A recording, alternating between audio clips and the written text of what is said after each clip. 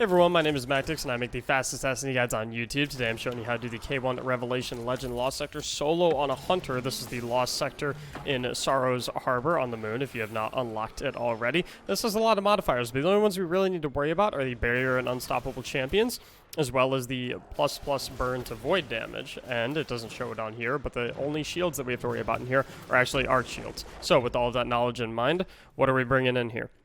Bringing in a Night Watch Scout Rifle to deal with the barrier shields and for my general ad clearing weapon. I'm bringing in the Vision Sidearm to deal with the arc shields and to deal with stunning the unstoppable champions, as well as clearing any ads that come at me at close range. And for the bulk of my damage on champions and the boss, I'm bringing in the Threaded Needle Linear Fusion Rifle, thanks to the bonus emphasis on void damage. It's also a vorpal weapon, which is going to increase my damage against champions and bosses. For my subclass and exotic, I'm bringing in Bottom Tree Night Stalker with Omnioculus for just general really strong survivability. Like I always say, this loadout is simply a recommendation. This is what I found to work for me. This is what I liked a lot. If you have a loadout that you like a lot more and you think works better for you, by all means, I think you should totally use that loadout. It's just a recommendation if you just don't really have a clue where to get started. So, loading on into this bad boy, we're met with a ton of acolytes that love to throw their firebomb grenades due to the fire pit modifier. Shouldn't be too much of a concern. We're just going to go ahead and slowly but surely take them all out from range with our scout rifle. And we also see we have a barrier knight back there who is slowly going to retreat as we push up a little bit. I'll kind of show you where we like to kill him, and I'm getting overran a little bit right here, so I'm just going to go ahead and pop my smoke bomb and pull out my sidearm for a little bit better ad clear.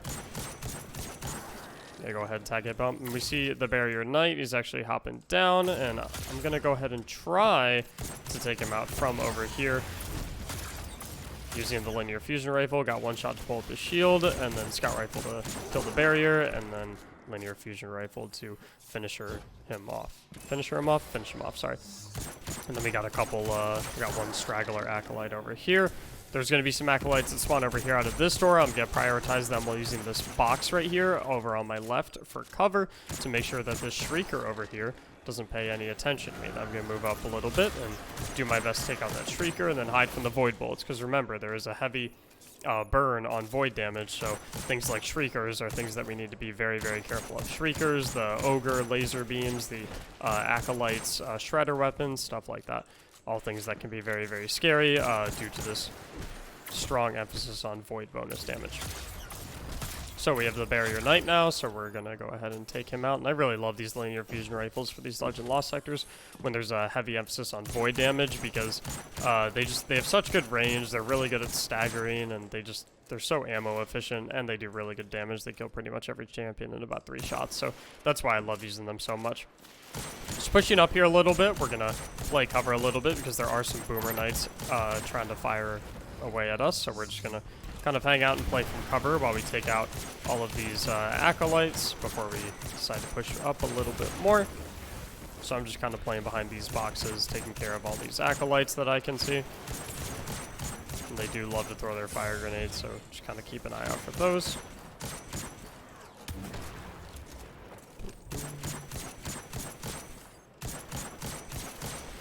Luckily, they are all red bars and pretty weak, so they're not too terrible to deal with.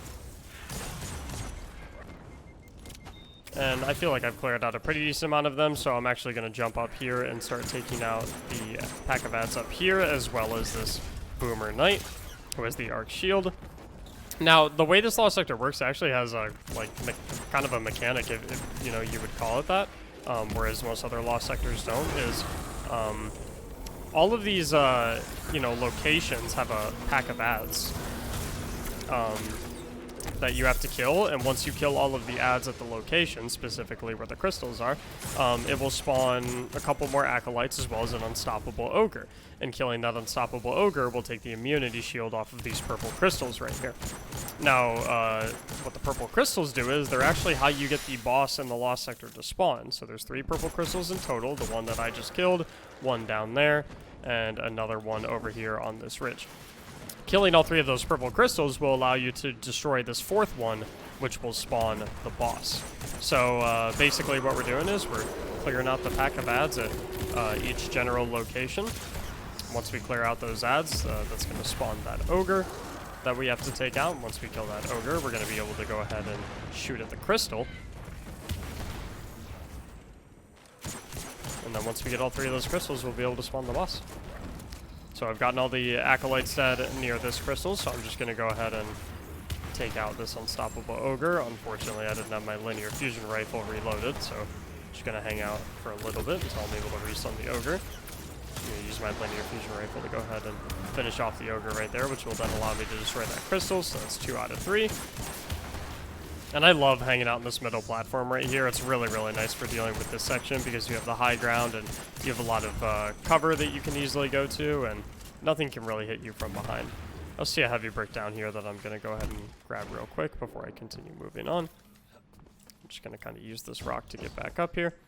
And then last but not least, we have the pack of ads over here up top on the right side. So I'm just going to go ahead and slowly but surely take care of them. I'm going to use some smoke grenades so I can get my regular grenade back, thanks to the synergy of my subclass.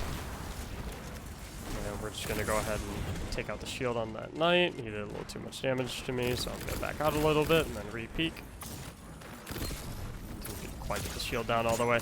We're going to take out that knight. Looks like we got one last acolyte to kill. Just kind of hide it behind the boxes. Oh, we have a couple more actually sitting down here.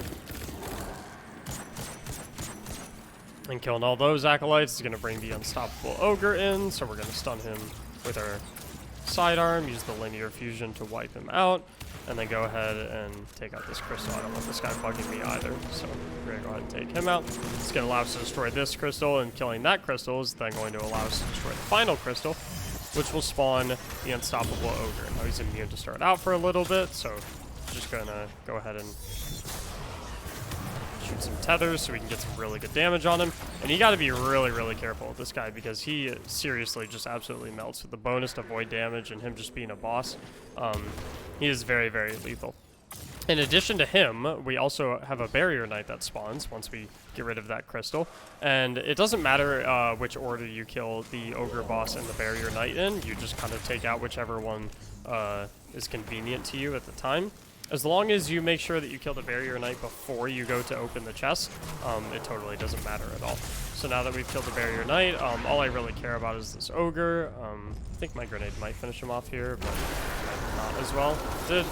So, since the ogre is dead and all the champions are dead, we have platinum ready and we don't need to worry about any other ads. We're going to go ahead, grab that chest, and then we're good to go.